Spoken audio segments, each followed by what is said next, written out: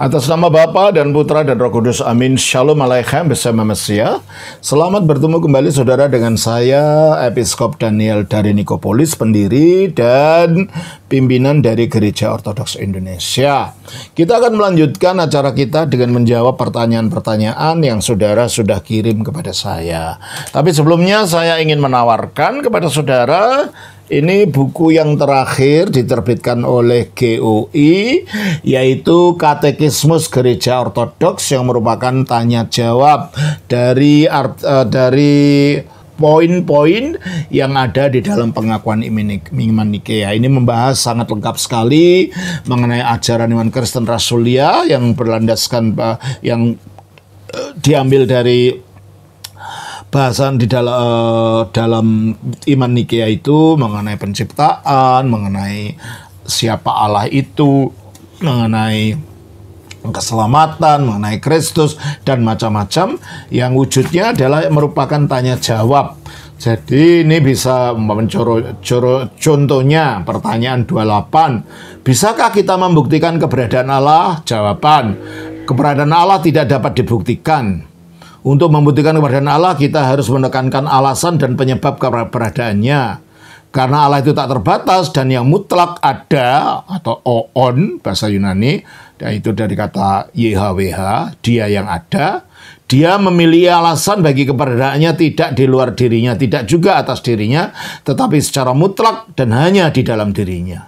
Allah sebagai wujud tak terbatas hanya dapat diketahui oleh manusia sampai batas tertentu, dan meskipun ia menyatakan dirinya, mustahil baginya untuk dibuktikan seperti sebuah percobaan ilmiah. Ini contoh. Saya beberapa contoh saja. Ada satu contoh lagi yang menarik mungkin, ini adalah mengenai kristologi. Pertanyaan 189. Apakah inkarnasi itu diperlukan?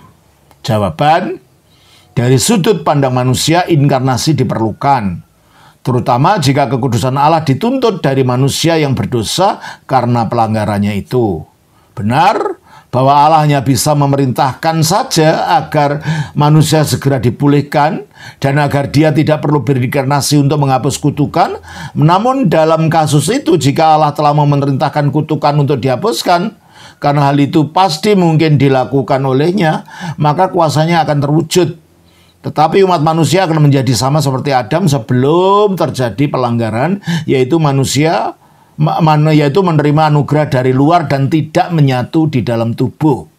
Sebagai konsekuensinya, manusia akan menghadapi bahaya terjatuh lagi, tetapi dalam kondisi yang bahkan jauh lebih buruk dari sebelumnya, karena telah mengalami kejatuhan pertama. Dengan demikian, Allah sekali lagi perlu melepaskan dari kutukan dan tidak ada hasil nyata yang akan tercapai. Para bapak suci Gereja Ortodoks menyatakan bahwa Sang Sabda yang berinkarnasi perlu mati untuk menyelamatkan manusia dengan membayar tebusan yang nilainya sama dengan harga seluruh umat manusia.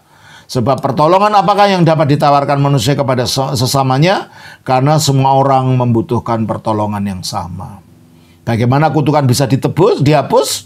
Karena semua orang ditahan di bawah perbudakan yang sama dan semua membutuhkan juru selamat. Juru selamat harus benar-benar tanpa dosa dan tidak dibatasi oleh kematian. Manusia mana yang memiliki kemampuan untuk menawarkan tebusan kepada Allah, bahkan untuk membayar dosa-dosanya sendiri? Kita semua telah diperbudak dan kita semua membutuhkan penebusan yang akan dibayarkan untuk kebesaran kita. Akibatnya, tidak ada dari kita yang bisa menyelamatkan diri kita sendiri. Jadi bagaimana mungkin menyelamatkan orang lain? Bahkan para malaikat tidak dapat menyelamatkan umat manusia karena mereka menerima kekudusan mereka dari persekutuan mereka dengan Roh Kudus. Lalu bagaimanakah mungkin membebaskan manusia dari semua rasa bersalah dan memberikan pengudusan kepada manusia sementara para malaikat bukanlah sumber kekudusan? Bagaimanakah mungkin bagi makhluk membebaskan diri dari perintah Allah dan mengampuni dosa-dosa, karena hal itu semata-mata adalah pekerjaan Allah saja. Ini contohnya. Ya. Ini contoh dari buku ini. Jadi saya mengimbau sekali lagi para romo, para diaken, para katekis, para koordinator komog, para mereka yang ingin mengajarkan iman Rasulia untuk beli buku ini. Para mereka yang ingin belajar iman Rasulullah secara mendalam untuk beli buku ini.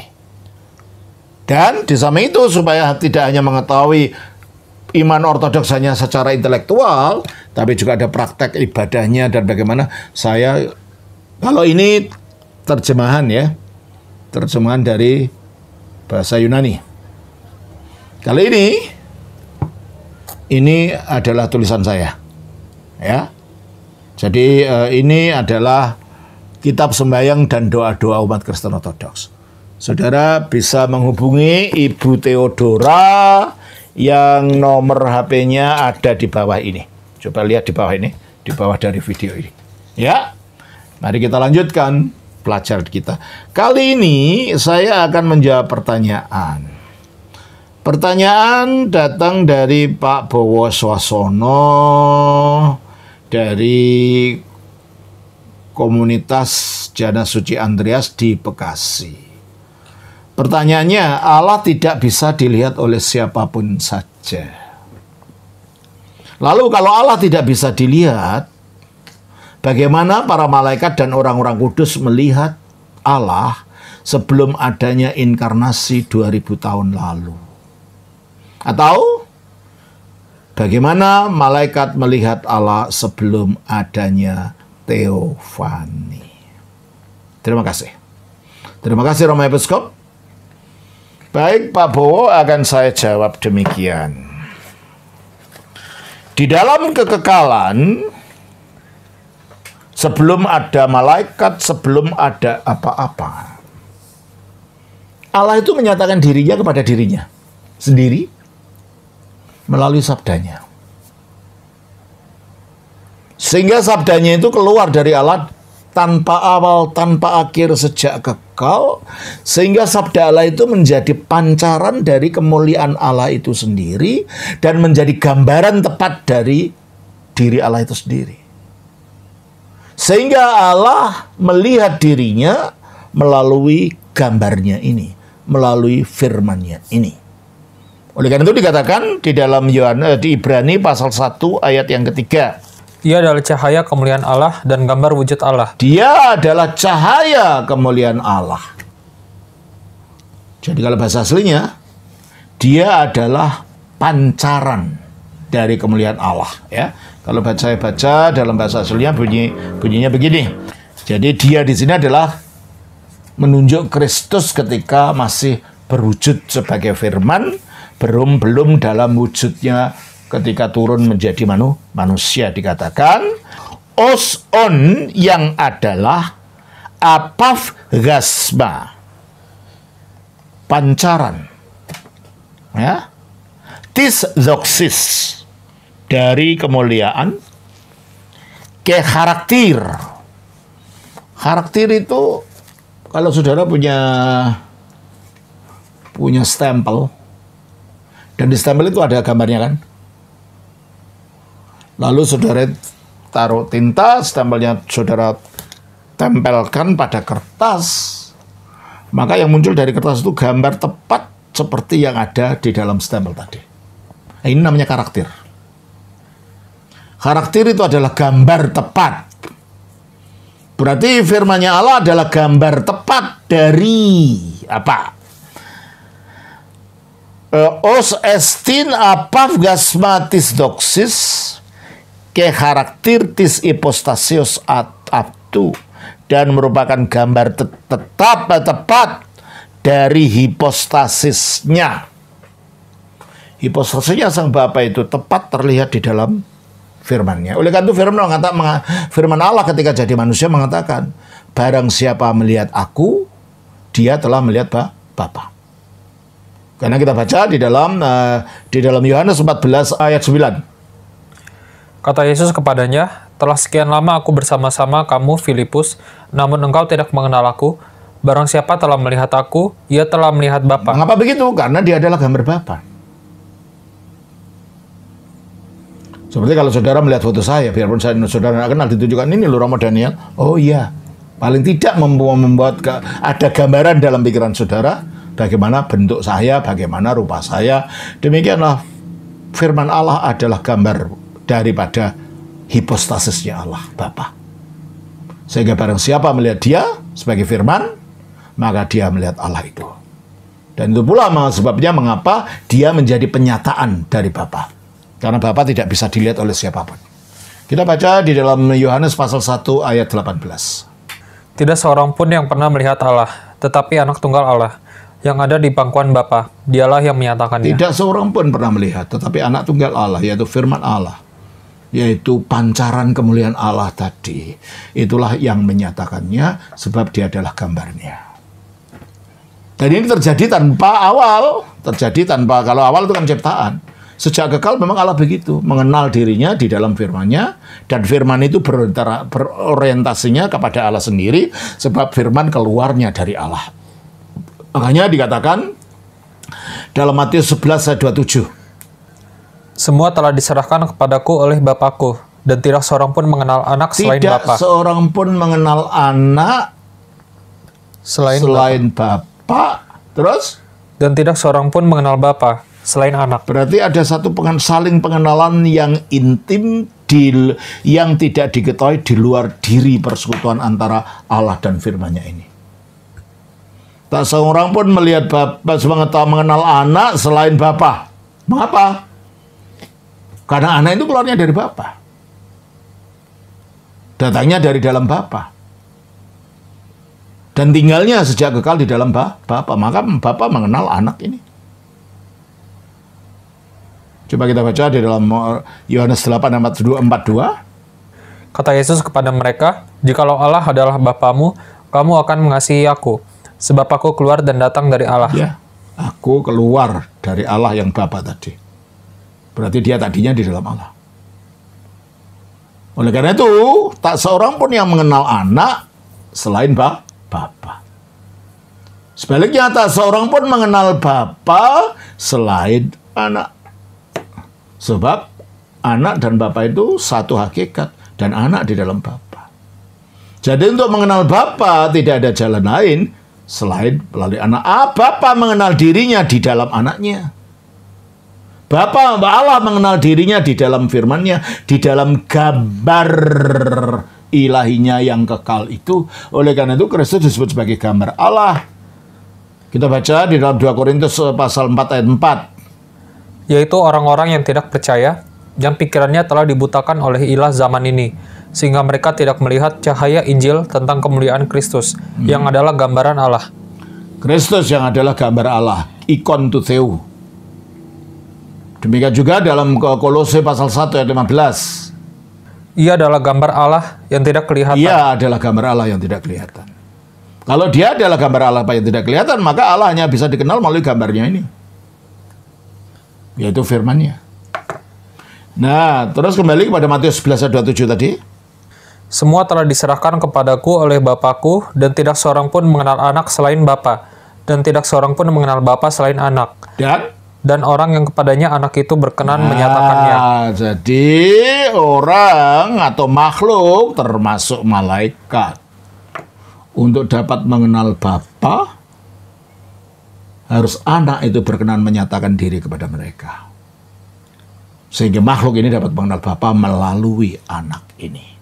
Nah, pertanyaan Pak Bowo tadi, lalu kalau Allah tidak bisa dilihat, bagaimana para malaikat dan orang kudus melihat Allah sebelum adanya inkarnasi? Ya, kalau sebelum adanya inkarnasi 2000 tahun yang lalu, ya mereka melihatnya melalui teofani, penampakan-penampakan ilahi. Lalu, atau bagaimana malaikat melihat Allah sebelum adanya teofani? Sebelum adanya teofani keluar, Allah sudah ada teofani dalam dirinya. Karena di dalam dirinya telah mengeluarkan gambar tadi. Dia disebut pancaran gambaran. Pancaran kemuliaan Allah, gambar daripada hipostasisnya Allah. Tapi itu terjadinya sejak kekal. Jadi malaikat pun belum ada itu. Jadi seandainya malaikat itu ada, Allah menciptakan malaikat melalui firman-Nya juga kan? Coba kita baca di dalam Kolose 1 ayat 15-16. Ia adalah gambar Allah yang tidak kelihatan. Ia adalah gambar Allah yang tidak kelihatan. Yang sulung lebih utama dari segala yang diciptakan. Ya, kan dia lebih utama. Yang sulung ini adanya bukan dalam arti yang lebih dulu diciptakan, enggak. Ya, itu tafsiran Saksio. Yang sulung itu menunjukkan keutamaan sebagai sumber dari asal-usul ciptaan. Karena segala ciptaan diciptakan melalui firman. Ya, terus? Karena di dalam dialah telah diciptakan segala sesuatu. Karena di dalam dialah atau melalui dialah atau oleh dialah telah diciptakan segala oleh Allah sesuatu. Bapa, telah diciptakan oleh Allah Bapa. Apa yang diciptakan? Segala sesuatu. Segala sesuatu yang ada di surga yang ada di surga dan yang ada di bumi, yang kelihatan dan yang tidak kelihatan. Jadi ada ciptaan yang tidak kelihatan, itulah dunianya roh, dunianya para malaikat yang disebutkan.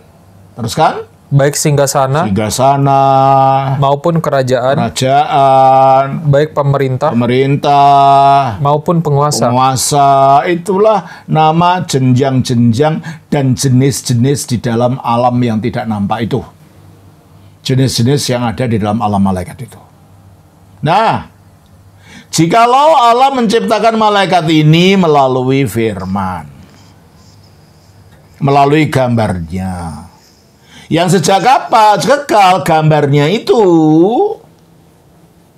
yang menjadi penyataan diri Allah, maka tentulah para malaikat itu akan melihat Allah melalui gambar Allah ini sebelum menyatakan diri kepada manusia dalam bentuk teofani.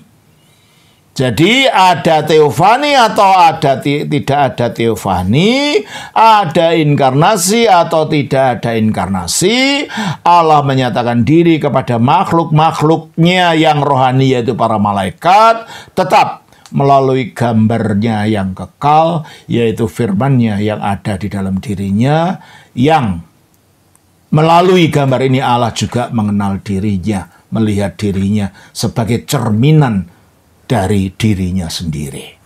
Jadi itulah Pak Bowo yang dapat saya jelaskan.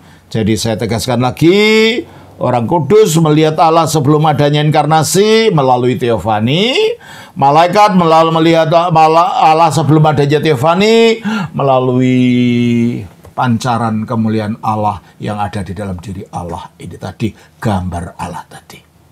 Jelas ya? Kiranya Tuhan berkati. Shalom. Atas nama Bapa, Putra, Roh Kudus. Amin.